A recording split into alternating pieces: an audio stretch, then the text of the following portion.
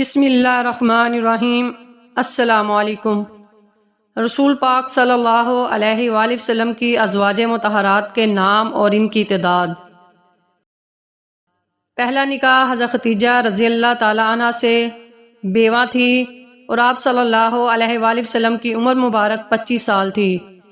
دوسرا نکاح حضرت سودا رضی اللہ تعالی عنہ سے، بیوہ تھی اور آپ صلی اللہ علیہ وآلہ وسلم کی عمر 50 سال تھی۔ تیسرا نکاح حضرت عائشہ رضی اللہ تعالی عنہ سے، کنواری تھیں اور آپ صلی اللہ علیہ وآلہ وسلم کی عمر مبارک 53 سال تھی۔ چوتھا نکاح حضرت حفصہ رضی اللہ تعالی عنہ سے، بیوہ تھی اور آپ صلی اللہ علیہ وآلہ وسلم کی عمر مبارک 56 سال تھی۔ پانچواں نکاح حضرت زینب بنت خزیہ رضی اللہ تعالی عنہ، بیوہ تھی اور آپ صلی اللہ علیہ وآلہ وسلم کی عمر مبارک 56 سال تھی۔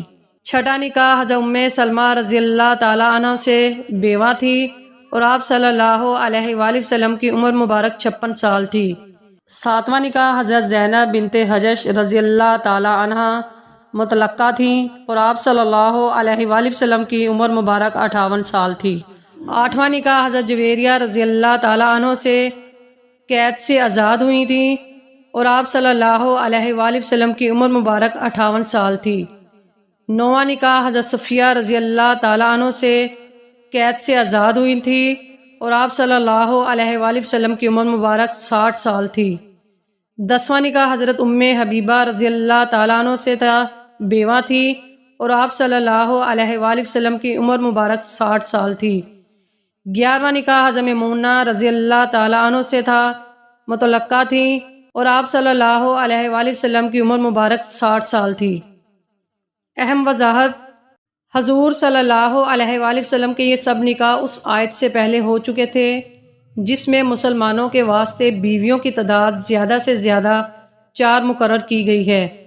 جنگوں میں بعض صحابہ کرام شہید ہوئے یا کفار مکہ نے مسلمان عورتوں کو طلاق دے دی تو حضور صلی اللہ علیہ وآلہ وسلم نے ان بیوہ یا مطلقہ یعنی طلاق یافتہ عورتوں سے نکاح کر لیا اور انسانیت کو بیوہ اور مطلقہ عورتوں سے نکاح کرنے کی ترغیب دی۔